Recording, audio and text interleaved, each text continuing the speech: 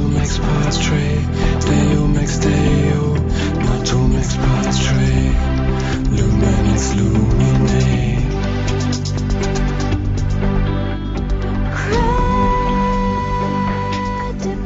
Hello everyone, and welcome to Discussions on Meade County Catholic Radio 95.3, broadcasting from Brandenburg, Kentucky.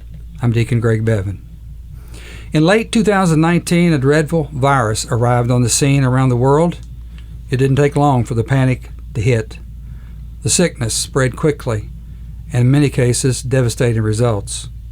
First responders, hospitals, the corporate world, and governments of all levels were called on to address what was soon called one of the worst pandemics in modern history. Churches, synagogues, and temples were advised to close their doors to help curb the spread of this virus, appearing to even put on hold prayer when we needed it the most. Our guest today, Andy Wilkins, and joining with him today is Michelle. He was a young, healthy, and very successful building contractor. He fell prey to this vicious disease, even though his youth would have appeared to be on his side. But he was hit head on, nearly losing his battle and his life to the all-familiar COVID-19. Against all odds, it soon became apparent that one thing was on his side: a loving family, a desire to live, and more importantly, an unending belief in a loving God in which he and his family placed their unyielding trust. When we return, Andy's story of a new lease on life. Nato mex pastre, Deo mex Deo, nato mex pastre, lumen ex lumine.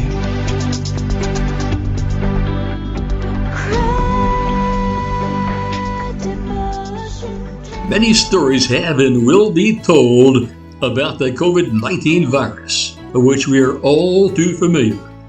The following show is one such story in which it is unlikely you will ever forget. We would like to thank Rodney and Sheila Pickering, Dustin and Cindy Humphrey, Doug and Karen Stiff, Greg and Shirley Bevan, Vernon Pike, Crystal and Stephen Barr, David and Elaine Valls, and loving family Catherine and Larry, David and Lynn, Shirley, Charles E. Sr., and Barbara, Marion and Paul, Robert and Teresa, Charlie and Jody, and our friends at WMMG for making this show possible. Now to our show. Nato mex pastre, Deo mex Deo, nato mex pastre, lumen ex lumine.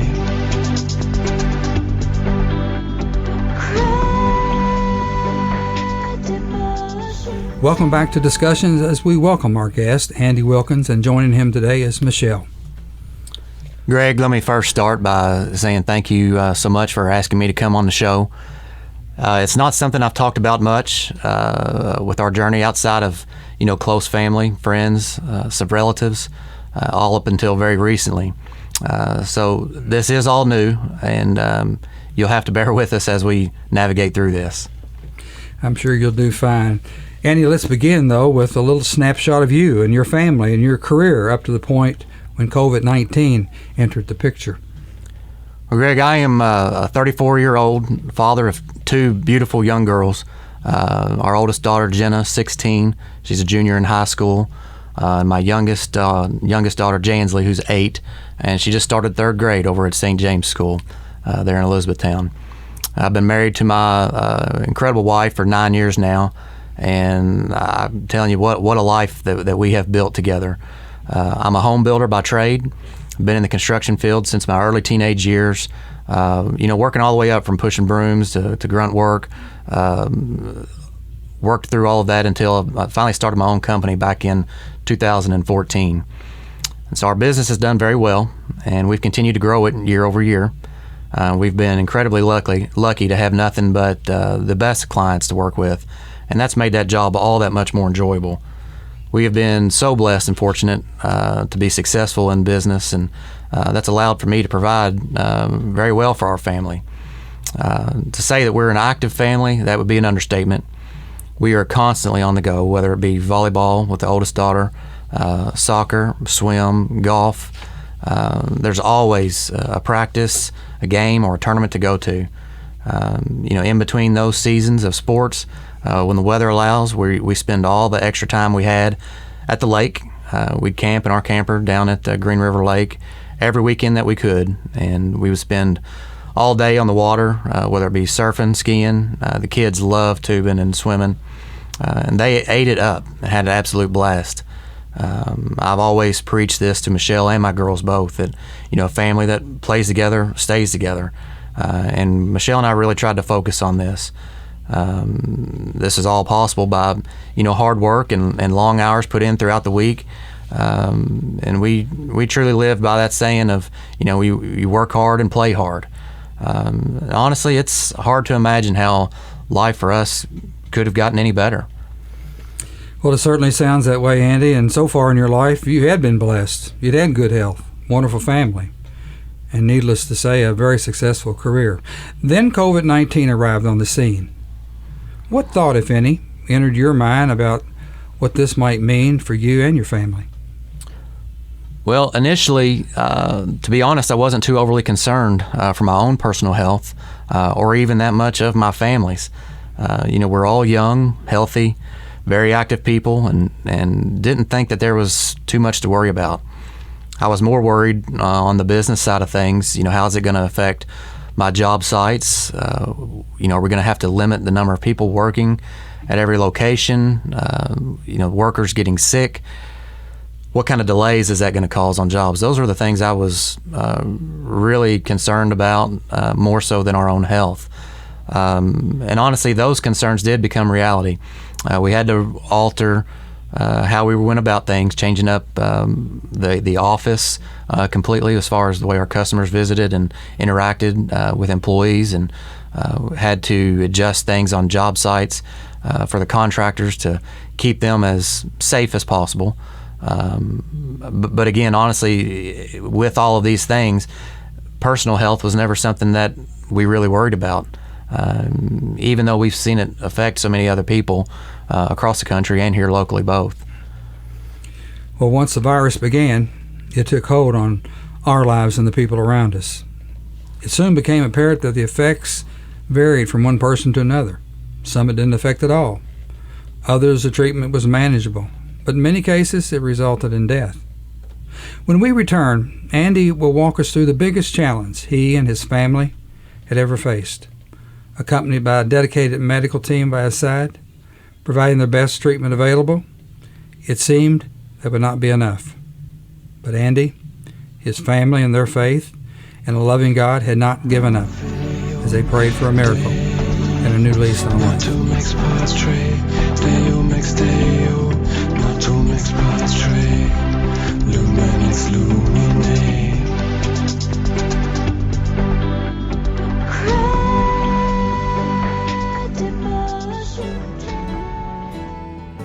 Thank you for listening to Discussions on Meade County Catholic Radio 95.3, broadcasting from Brandenburg, Kentucky. As an affiliate of EWTN, we are not only able to bring you some of our own local shows and announcements, but also to provide a wide array of Catholic Christian shows and teachings 24 hours a day, 7 days a week. We invite you to make Catholic radio a part of your daily life by putting our Meade County Catholic Radio app on your iPhone so that you can listen to our station anywhere you go. So try it for just 10 minutes a day. We think you will want more. Now back to our show.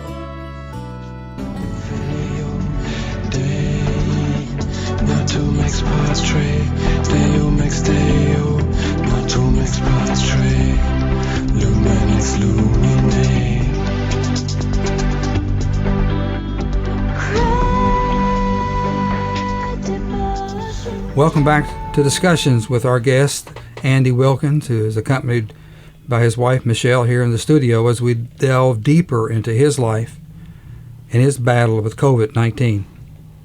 Andy, you've now come face to face with this dreadful virus, and it wasn't pretty. Walk us through the early stages of this battle that you and your family had to face together. Well, this all started in late July of last year, 2021. Michelle and I took a trip to Las Vegas with a group of friends, and we all were aware of, what we were dealing with the pandemic, and we did abide by, cautionary recommendations of mask wearing when we were supposed to. But honestly, let's face it, at that time, I was 32 years old, didn't feel like I had any issues whatsoever, no health issues. So what was our actual risk? Didn't seem like much of one to us, but little did I know would indeed come down with COVID-19 while wrapping up our trip, and would soon lead to a very rough road ahead for us. Upon returning home from Vegas, I began a downhill slide, really came on very quickly. Fortunate enough to have a very good relationship with my primary care doctor, and I did stay in close touch with her. She had me monitoring my oxygen levels regularly, and once they began dropping in the 80s, she insisted that I get to the emergency room immediately and get checked out. Honestly, Greg, I'm lucky that she had pressed me on this, because had I not been keeping in contact with her regularly, I probably never would have been watching my O2 levels, would have tried to ride it out. And, again, had that been the case, very likely may not even be here today. On August 6th, I was admitted to the hospital locally there at Baptist Health Hardin. And with one day of being admitted, I was transferred to ICU as my oxygen levels could not sustain. Within a matter of days, I developed COVID pneumonia and continued on that downhill slide. Honestly, though, the toughest part of all this was being hospitalized during COVID. And I'm sure, as most of you have heard or may know, having visitors in the hospital during all this was incredibly tough. As sick as I was and bad as I felt, it did not compare to the isolation and loneliness that I experienced being kept away from Michelle and the girls. I missed them terribly. Fortunately, Michelle was very stubborn in her ways, and she was able to force her way into the hospital a couple of different times to see me. And again, whether they liked it or not, she was coming in. And so after I had been confined to the hospital room for a couple of weeks, which felt like an absolute eternity, I did have more conversations with the doctors. Things were not getting better, but continuing to get worse. I had asked the doctors to lay it out for me, just plain and simple. Give me the odds. Tell me what we were looking at. And they did, and they were not in my favor. And this is where reality really started to set in for me. I had to look at things and really start analyzing how I should handle this situation, knowing that there is now a real possibility that I've got a very short time left on this earth. I had to start, taking measures and having conversations that, honestly, Michelle and I haven't even talked about. I have not told her about some of these things. But, making financial plans, moving things around, talking with a business partner about, buying my portions of companies out, and all trying to set things up to make sure that Michelle and the girls will be well taken care of and would not have to worry or bear any sort of financial burden once I was gone. And I'll tell you this, Greg, that was probably one of the hardest things emotionally that I've ever had to face. I couldn't tell Michelle about it because I didn't want her to see how much it was bothering me or how much I was worried about it. I wasn't so much worried for my own sake, but mostly worried about leaving them and leaving them alone. I couldn't stand it. I never considered myself to be an emotional guy. Always tried to never let things bother me, and certainly never let them show when they did. But I'll tell you, I'm not afraid to admit it. When I was alone in that hospital bed, I cried, and I cried a lot. It was a tough burden to carry. On the morning of August the 21st, my pulmonologist came into my room, and he flat out just told me, he said, "Andy, you told me not to sugarcoat things, and I'm not going to. He said, if I don't put you on the vent now, you're going to die.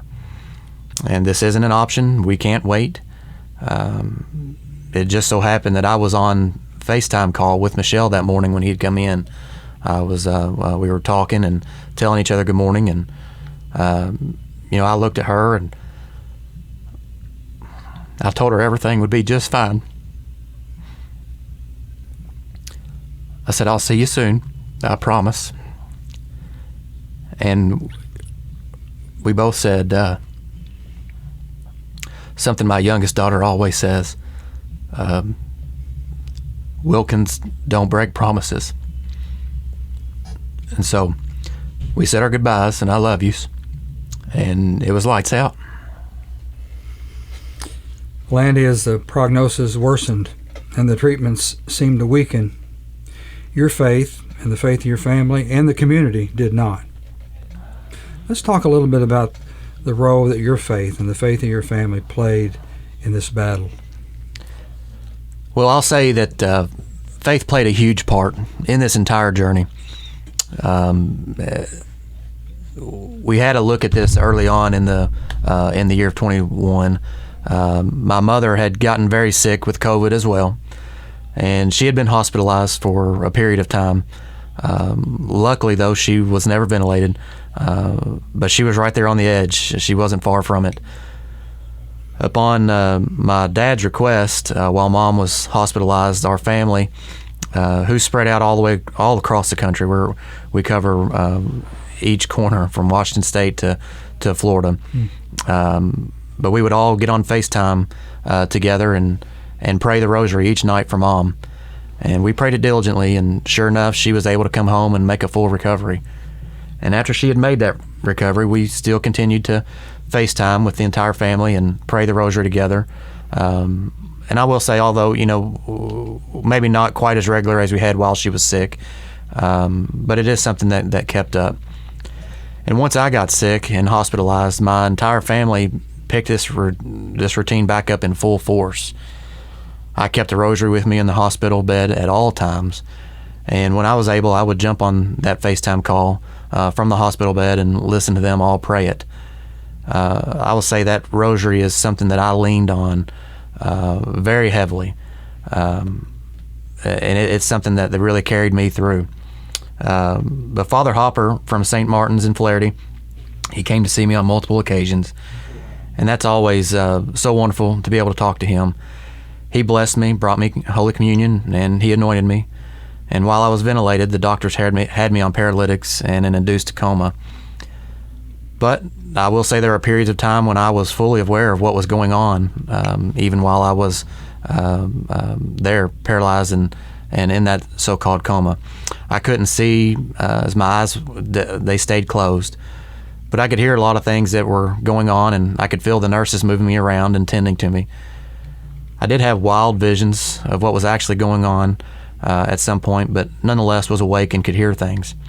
I specifically remember a fellow parishioner from St. James, a good friend who happens to be a therapist there at the hospital, coming in and blessing me with the Lord's water. I could feel the water hit my skin and his hand laid upon me as he prayed over me.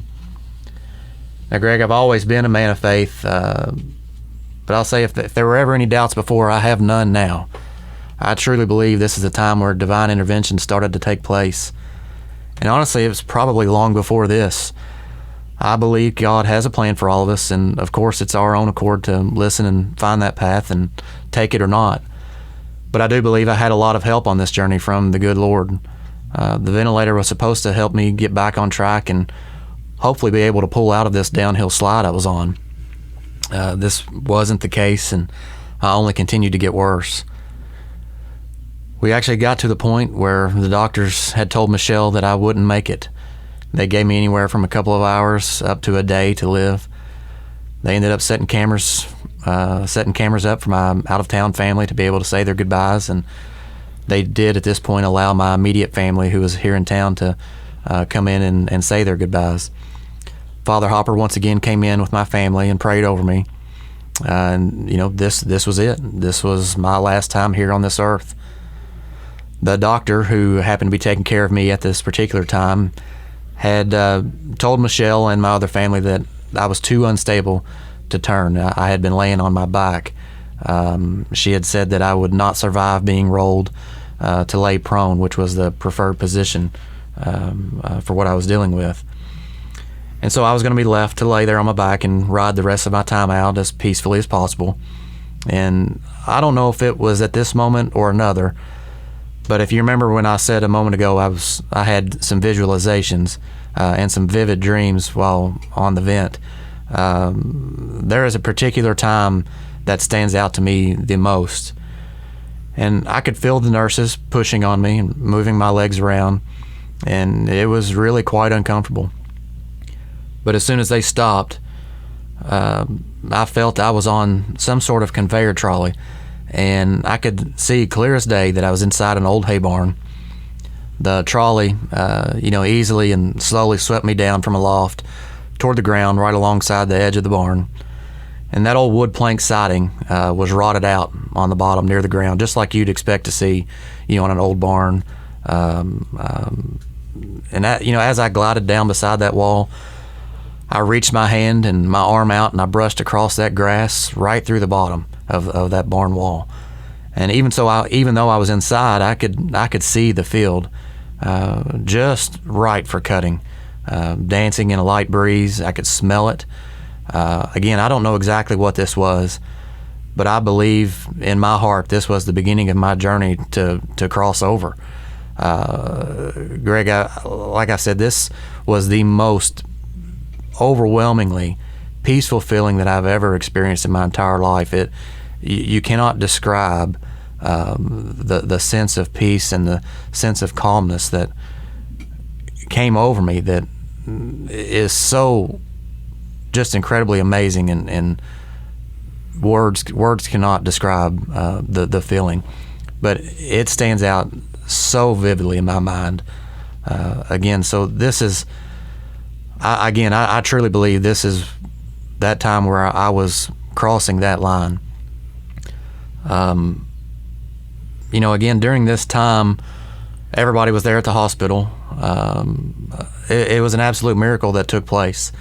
And some things that we won't necessarily get into occurred while I was laying there, and they required the nurses to move me around a bit. And when they did, they were stunned to see my monitor changing rapidly.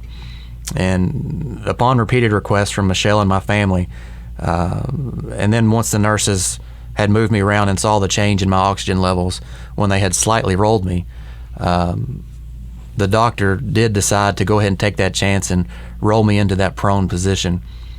Not only did I survive it, but my O2 levels immediately shot up. Prior to this happening, the doctors had told Michelle that my only chance of survival was getting on ECMO. And the problem with that is there were no ECMO machines available anywhere to be found. We had family, friends, as well as the medical team reaching out all across the country trying to locate a bed. Believe it or not, our community, our local community, had rallied behind us so much that they even began a push to purchase an ECMO equipment for our local hospital, not really knowing the full extent of what's involved with an ECMO program. But again, much to my family's despair, there was just not anything available anywhere.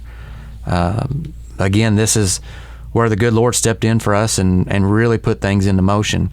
And right at this time, as we're coming out of the time where the doctors had said this was the end, an ECMO bed just so happened to open up.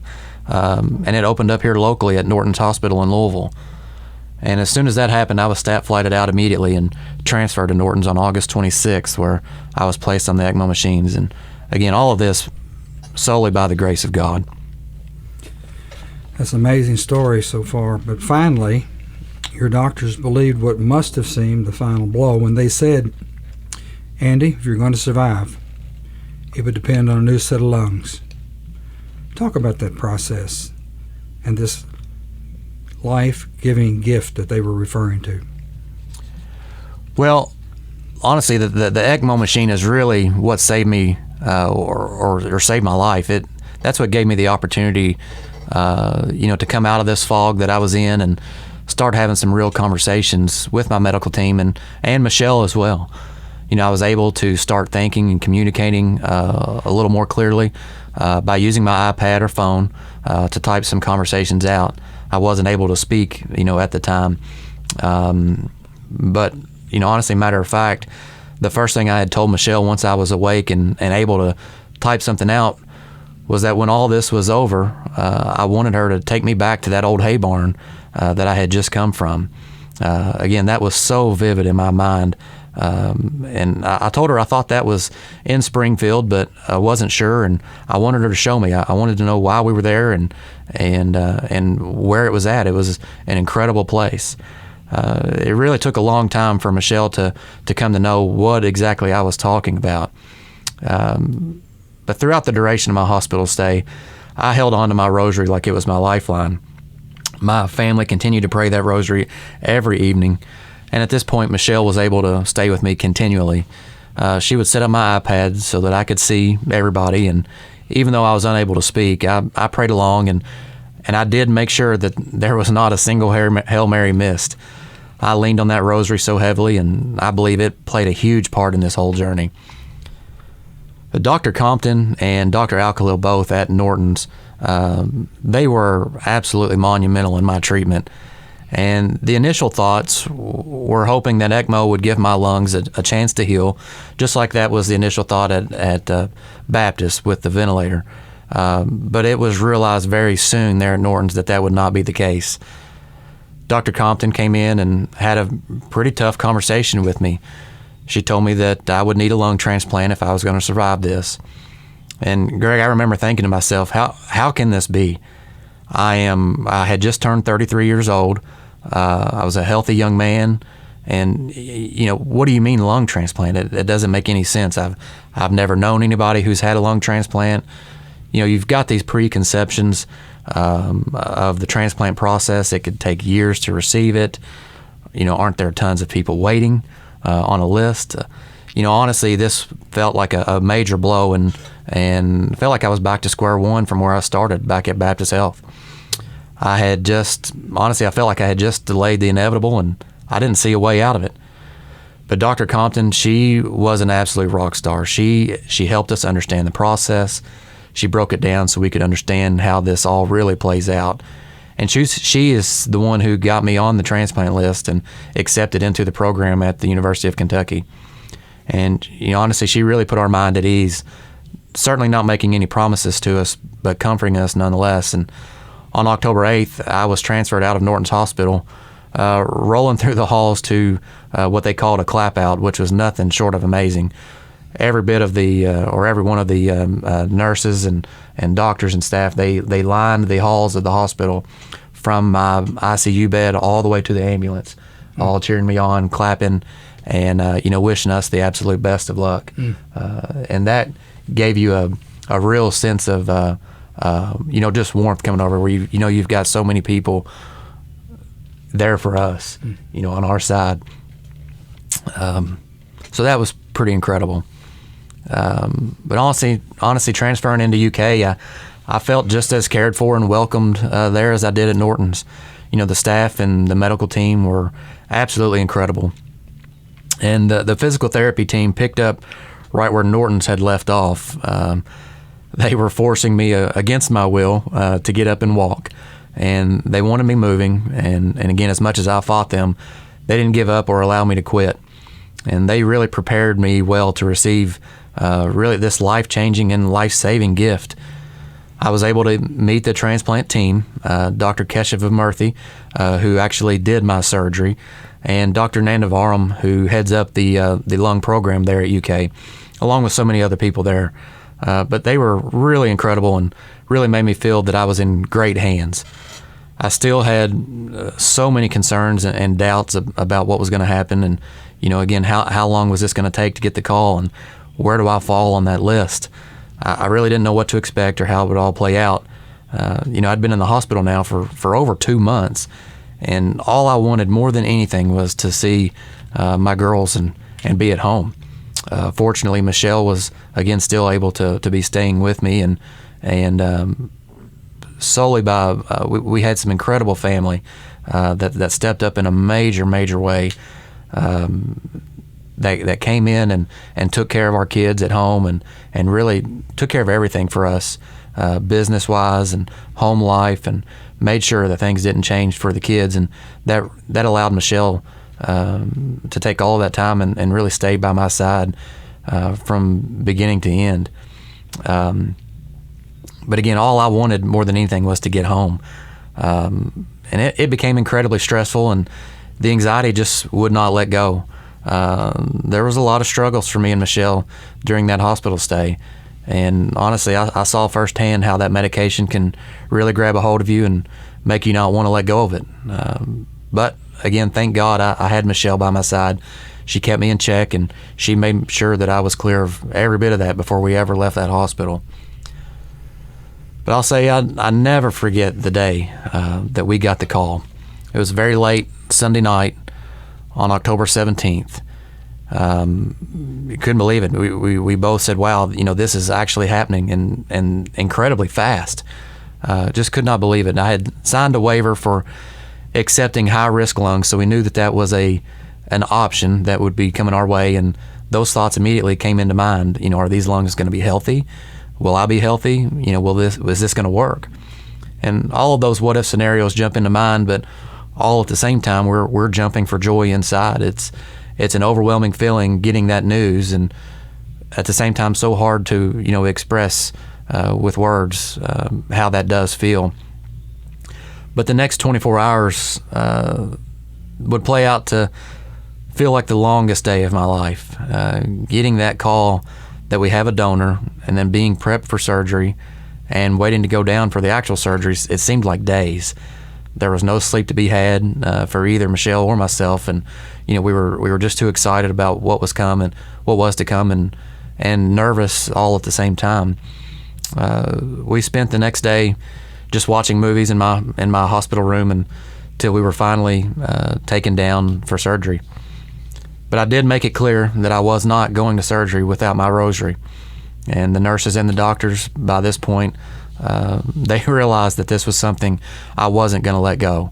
I insisted that we have it, and so they taped it to my hand so that I would not lose it while I was put under. And that brought an incredible sense of comfort to me. And I ended up receiving that lung transplant on Tuesday, October 19th. Michelle, I just have to ask you this as we listen to this story. I know you were by his side all the time, as much as you could be, even sneaking into the hospital. But Andy obviously was battling this disease, but you and Jenna and Jansley had your battle too. Where did you get that strength to deal with what you guys were asked to deal with Andy? To be honest, not really for sure. I mean, we prayed. I mean, that's what we knew to do. We prayed and prayed and prayed. That rosary really was something we looked forward to every night. That was a chance that I also got to be on FaceTime to see the girls. The girls got to see, their dad. But and then just the overwhelming support that we have from friends and family. If we needed anything, they was there. I did not have to need or want for anything. I knew my girls were taken care of. Family, everybody stepped in a way that you just couldn't imagine. And we just prayed. I'm sure you never imagined when you got married and they said in sickness and in health, and you lived that, didn't you? I did, and we joked about that a little bit teasingly, but I was like, but I knew he was going to be fine. He was strong. And he, like he said, Wilkins don't break promises, and he promised me that he was going to be fine, and that's what he did. Andy, before I get into the closing of this show, I know you want to give gratitude for your medical team, which was very, very large, from your primary care doctor all the way through UK. So, and there's multiple hundreds and thousands of medical teams out providing these type of services every day. So what has that meant to you to see these people dedicate their lives so diligently to someone like yourself? Well, honestly, it means the world. Every one of the medical staff that we encountered along the way, from Baptist Health to Norton's Hospital into the University of Kentucky, they're all such selfless folks. They really put their heart and soul into what they're doing. They're not just there for a job. They are there to put our families' lives back together and restore something that we thought may have been lost, and what they give of themselves along the way to make us, not just feel better from a health standpoint, but the mental side of things and the personal side of things. Every one of them, I can't say enough incredible things about them and how much that they have all done for us. Well, Andy, my final question really has two parts. First, we'd like to know how you're doing today. And finally, when you look over the past couple years, what are your most significant reflections of what you and your family have just gone through? Well, Greg, I am so lucky to say that today I'm doing incredibly well. I've made a remarkable recovery. Just 11 short months ago, I couldn't even stand up on my own, let alone walk without assistance or do any other kind of small task. Today I'm back to work full time. I'm exercising regularly, and I'm really able to take part in my family activities again. I will still, I am, and I will always have to be mindful and careful around crowds and be very cautious. And honestly, I've all but avoided them to this point. But I'm slowly ready to start working my way back into that. One of the toughest things I'll say is I have not made it back into church, and that's really bothered me. I did end up going and seeing my daughter's first communion, but outside of that, I haven't been back to church yet. I still watch church on TV every Sunday, while my family does go in person. But I really hope to be making my way back in to in-person Mass very soon. But reflecting back on all of this, it's hard to believe what we actually went through. I say it all the time. I truly believe this was harder on Michelle and the girls than it was on me. I cannot imagine what they went through, seeing me in the shape I was in and wondering what the outcome would be. It's easy for me to sit here and say, why me? What in the world did I do to deserve this? Or it's easy to say, I wish this had never happened to me. But honestly, Greg, at the end of the day, this is an experience and a journey that has made me so much more reliant and steadfast in my faith, and it has brought me so much closer to Jesus and made me really see my family in a whole new light. This has strengthened mine and Michelle's marriage, and again, our overall take on faith and how we're living out our day-to-day lives. It's so easy to let this world and everything around you get in the way of what's truly important in life. And there are still questions that I have that I may never get the answers to. A lot of those mainly surround my donor. Why did they have to give their life so that I could live? All I know of my donor so far is that they were younger than me and they were in perfect health. So their passing had to be a tragic one, and that really gets to me. I feel so bad for their loved ones, and I really hope and pray that I get the opportunity to meet them someday, and I want to let them know how truly grateful I am that their loved one's life, their life-saving gift, it didn't go to waste. And Greg, I came across a quote from Mark Twain recently, and it has really stuck with me and become really one of my favorite things to look back on. And he said the two most important days in your life are the day you were born and the day you find out why. And I'm really working hard to discover that why I am here part. And I know the good Lord has more work for me to do here on this earth, and I am truly grateful for that. And I really hope that coming out of this, that by telling my story and letting some of this be known, that we can really help somebody else along the way who may be struggling. That they may hear this and know that Jesus is there for us, and we just have to look to him.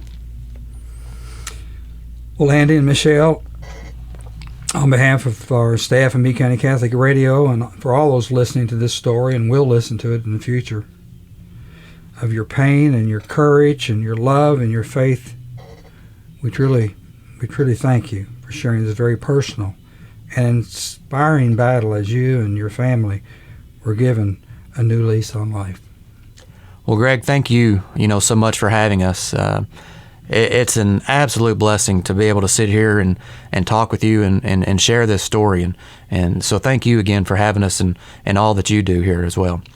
We thank you very much, and God bless you. That'll do it for Discussions on WLHN 95.3, broadcasting from Brandenburg, Kentucky.